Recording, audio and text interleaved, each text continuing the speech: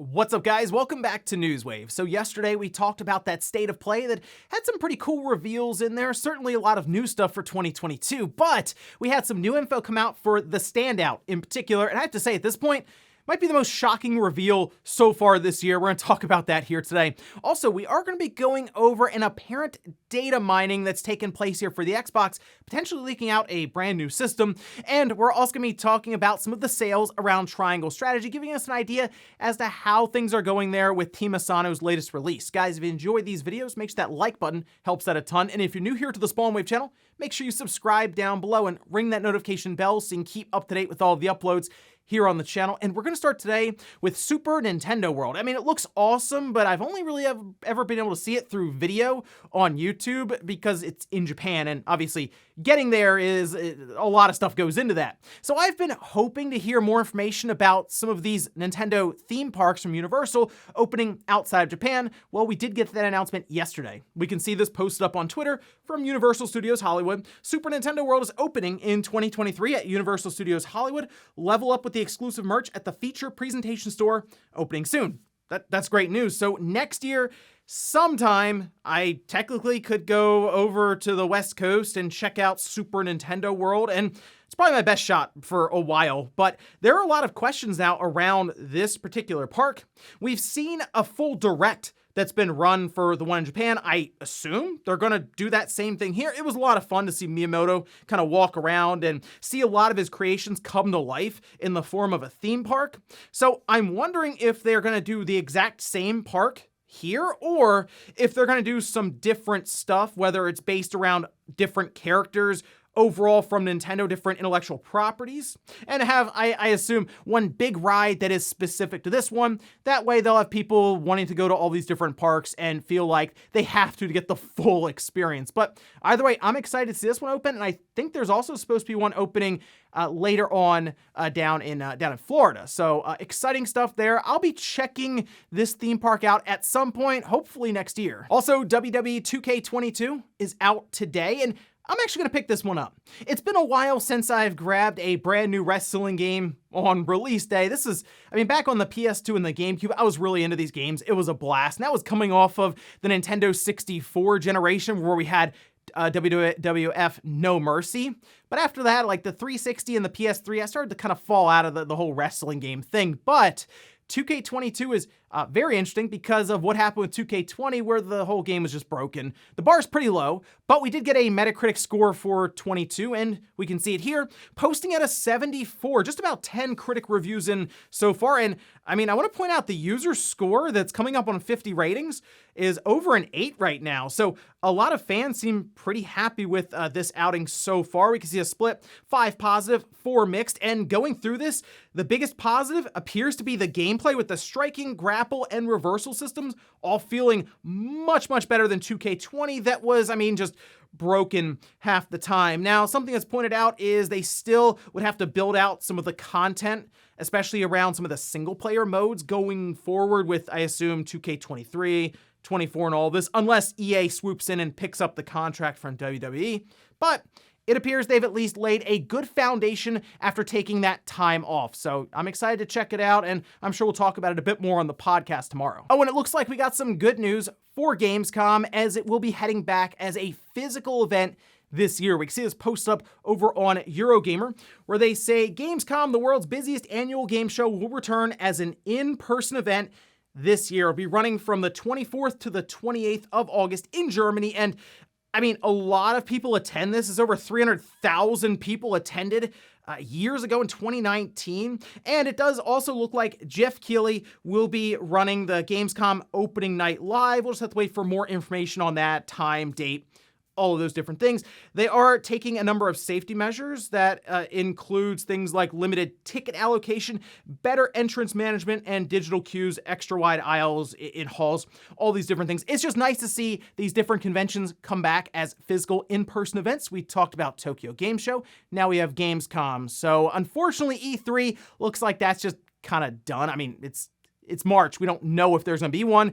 That's pretty telling, but at least it's good to hear that both Tokyo Game Show and now Gamescom will be in person, so some stuff to look forward to. And guys, with some of the quick news out of the way, let's get into the bigger stuff. Let's start right away with one of the more shocking reveals, I'll say, for 2022, because it involves Konami. Look, I make fun of Konami a lot. A lot of us look at them as them mostly focusing on pachinko machines and not really doing high-quality games like they used to for what feels like forever ago now. But when we had that Cowabunga collection revealed, I was pretty surprised. I was like, wait, this is Konami. They actually showed up and they potentially have the best reveal of the show. Well, we did get new details after Newswave aired, and I mean, I gotta say, this looks pretty impressive. Let's take a look here. This was all posted up by Konami online. They go over all the different games that will be included in this collection. Remember, I said it was 13 of them, and we're still trying to see exactly which ones they would include. It's also for all the different systems. That's PlayStation 5, PlayStation 4, Xbox Series, Xbox One, Switch, and PC on Steam. And it will have a physical release. I saw that and I said, well, I mean, it's going to be full price. It's 13 games. No, it's $40. Physical release. I mean, that's a no-brainer, right? Then we take a look at the collection of games. Take a look at this. Teenage Mutant Ninja Turtles, arcade. Ninja Turtles, Turtles in Time, the arcade. The Teenage Mutant Ninja Turtles on the NES, Turtles 2, the arcade game on the NES, the Manhattan Project on the NES, Tournament Fighters on the NES. Then we have Turtles in Time from the Super Nintendo, Tournament Fighters from the Super Nintendo, Hyperstone Heist from the Sega Genesis, Tournament Fighters once again, this one though, on the Sega Genesis, Fall of the Foot Clan from the Game Boy, Back from the Sewers from the Game Boy, and then Radical Rescue on the Game Boy. I also noticed over on IGN, they specifically named some games that will have local and online co-op. That includes the arcade game, the Manhattan Project, Turtles in Time, and then we have Hyperstone Heist, which will have local multiplayer. But, I mean, guys, Manhattan Project or Turtles in Time with online co-op, that sounds incredible. I still can't believe that this is Konami doing it. Not only this collection of 13 games, yes, some of them it's like Tournament Fighters a bunch of times, but like the different versions are pretty cool to be able to go through, of course. But like online for these games, $40 for the physical version so I can get it on the Switch and have a full cartridge and everything. I mean, if they put a manual in there, this might just be Game of the Year, right? But what I would like to see, I know we already have a lot here from Konami, right? It's not a pachinko machine, so we're already like home free here, but a collector's edition for the physical version would be really cool. And if it came in like a pizza box, and a lot of possibilities there, but I gotta give them credit. This is a great release from Konami. We're still waiting for the release date, but it is slated for 2022. So yes, I am on board with this completely. But I mean, let me know what you think about this, having the list of games like that. The online play, the physical edition, it being $40. There's a lot to like here. And hey, I've said before, when a company does something good, we gotta praise them. We make fun of Konami a lot, but this time, they did pretty good. Next up, let's talk about the Famitsu sales charts, as this gives us an idea as to how games like Triangle Strategy and Gran Turismo 7 sold in their opening week. We can head over here to the sales charts for the games with the top 10, starting with Triangle Strategy at 86,298. That's pretty cool to see Triangle Strategy, a tactics-based RPG, topping the sales charts here. Obviously, a callback to the Final Fantasy Tactics days. And then we have Gran Turismo 7 on the PlayStation 5, 73,399. And then Gran Turismo 7 again on the PS4, 64,565. So you can kind of see how many people probably would like to have a PS5 just for Gran Turismo 7, but they were like, well, I gotta settle for it on the PS4 because I just can't get a PS5. Then we have Elden Ring, that the PS4 copy, 55,310. Actually, Elden Ring coming up on 250,000 sold in Japan alone physically, so that's pretty good there. Then we have Pokemon Legends Arceus, 50,481, continues to roll along above 2.1 million sold there. And then we have Elden Ring on the PS5 at 14,746, jumping over the 100,000 mark just on PS5 physical copies. And then Mario Kart 8 Deluxe, because why not? Super Smash Bros. Ultimate, Mario Party Superstars, and then Minecraft on the Switch. Moving over to the hardware, the Switch OLED model is at the top, 55,385, and then just the red box Switch at 26,126. And then we have the PS5 actually coming in at 22,550. It just seems that if Sony continues to get stock to Japan, the PS5s keep flying off the shelves there. They're just hard to find. And then the Switch Lite, $15,441. The PS5 Digital at $3,129. The Xbox Series X, $748. The Series S at $573. And then we have the new 2DS LL, that's $511, and then 11 PlayStation 4s. Overall, though, a pretty good opening week here for Triangle Strategy, and yes, Gran Turismo 7 as well. I'm just really happy to see that there is still an audience for some of these older, like tactical retro inspired RPGs. And then obviously the art style of HD2D is pretty cool to mix in there. Gran Turismo 7 though, I mean, that's not bad for its opening week. And if you look at the top 10, this is probably the best we've seen PlayStation represented in that list. I mean, it's 4 of the top 10, the other 6 being on the Switch. So an interesting week here, certainly, and Elden Ring continues to move along well enough too, but very, very happy to see Triangle Strategy and Team Asano top the charts here in Japan. Next up, let's talk about a story that was sent to me quite a bit yesterday, as it has to do with potential new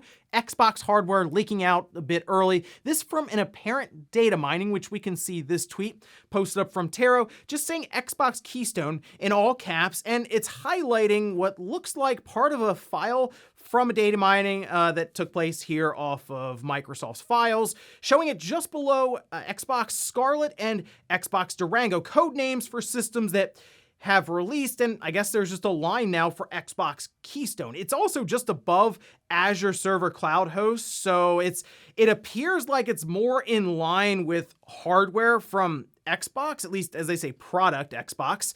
So now everyone's trying to figure out what exactly this could be. There's a lot of theories. I saw some people say this could be like the next Pro system, like whatever they do with Xbox Series X or Series Y, or we've seen that before just from rumors going around them end up being like fake and all this. But if I had to take a guess here at what Keystone could be, it's possible maybe that streaming stick that's been alluded to and talked about by Phil Spencer in interviews, and basically having a lower cost option that would fall more in line with their streaming initiative. Basically, if you're signed up for Xbox Game Pass Ultimate now, you have the ability to stream games. So if they can sell you on a subscription and get you a little streaming stick, you may not have to spend $500, even $300 for a Series S, lowering that barrier of entry even further.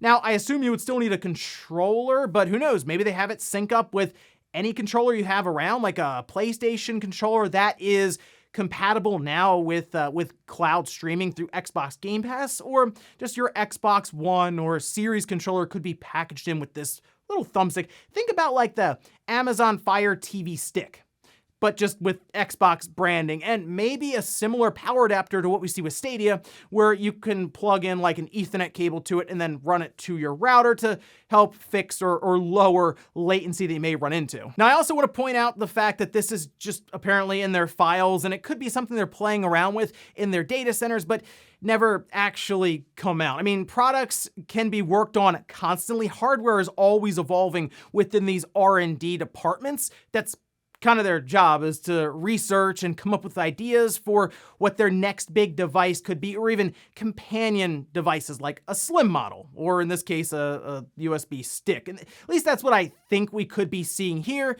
And I wouldn't be shocked if it's something that does actually get announced at some point this year, probably just through like a blog post or an update on their website. I don't know if they would necessarily introduce it in like their own State of Play or Nintendo Direct kind of presentation, but I guess we'll find out more about this as we head through the year, because I do expect Microsoft to introduce some sort of lower cost alternative to what we have now with the Series S. If they can get a device out sub $100, I think that'd be massive for their overall Game Pass initiative with this subscription service and streaming. And in our last bit of news, let's talk about the Valve Steam Deck and Elden Ring. Now, Elden Ring is an awesome game, but it has a lot of technical issues, especially on PC. The biggest thing that's been pointed out is there's this weird stutter that happens actually pretty frequently, and in a game where you need it to be as predictable as possible when it comes to your button presses, if you go to swing a sword and all of a sudden it spikes down to like 10 frames per second for a few seconds there,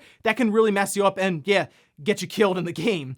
Well, it looks like Valve has at least been paying attention to this, because we saw Digital Foundry do a video really pointing out the fact that it has to do with caching shaders and it being a whole situation there. But Valve decided, hey, we can fix that. Take a look at this. This was posted up over on Twitter from Pierre, who's one of the engineers at Valve, saying the graphics team has been hard at work on optimizing Elden Ring on Steam Deck. Fixes for heavy stuttering during background streaming of assets will be available in a Proton release next week, but are available to test now on the bleeding edge branch of Experimental. Ars Technica did an entire test on this to check it out.